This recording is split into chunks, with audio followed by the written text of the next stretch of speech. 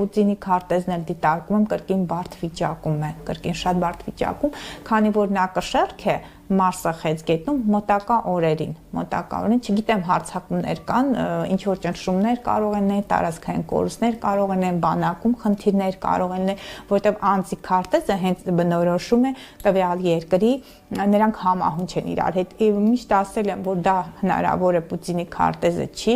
բայց քանի որ ծննդյան տվյալները չեն, բայց քանի որ ամեն տարի արդեն մոտավորապես քանի տարի է նա ղեկավարում է իր ծննդյան օրը ամբողջ մեծ շուկով նշում է տվյալի երկում, այդ էներգիան արդեն ֆիքսվում է եւ շատ թե քիչ այդ քարտեզը կա որ թե շատ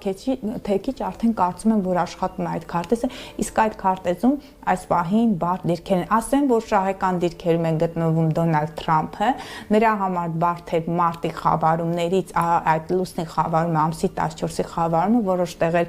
դիրքերը հնարավոր է թուլանային հոգեբանական խնդիրներ լինել, նրա մոտ արդեն կրկին բարելավում է, իսկ Ռուսաստանի նախագահի քարտեզը տվյալ պահին թույլ վիճակում է, նույնիսկ օրեր ամսի 23, ամսի ապրիլի 4, ապրիլի 13։ Ալիևը գաղտնի դավադրություն է պատրաստում։ Արեգ ջան, նա գաղտնի չի անում, Ալիևը նա միշտ էլ, նա այնքան լավ քարտեզ կա, անցած անգամ նշել է, որ Ադրբեջանի եւ նրանց ղեկավարի քարտեզները շատ բարենպաստ են, ինձ ասում են, թե գովաբանում չեմ գովաբանում, սիրելի հետևորդներ։ Ես ուղղակի կարծում եմ։ Բայց հիմա արդեն բարենպաստ չի Ալիևի քարտեզը։ Բայց իր երկրի եւ իր քարտեզները շատ բարենպաստ են։ Ես կարծում եմ, որ հաշվարկված է։ Սիրելի Գայանը, խնդրում եմ պատասխանել, Հայաստանի պաշտպանական էներգիան կարծես թե վերջին տարիներին զիջումներ է ապրում, հետ է քաշվում։ Ձեր զգացողությամբ սա ինչով է պայմանավորված եւ ինչով է թույլատրել հատկապես Հայաստանի պաշտպանողականության էներգետիկան։ Մի քանի նախադրյալներ կան, նախ մեր թշնամիները, նրանք ունեն գործընկերներ, դա ինչպես եւ գաղտնիք չէ, որ Ադրբեջանի ետևում կանգնած է Իսրայելը, որը աշխարհաքաղաքական թաթերաբեմում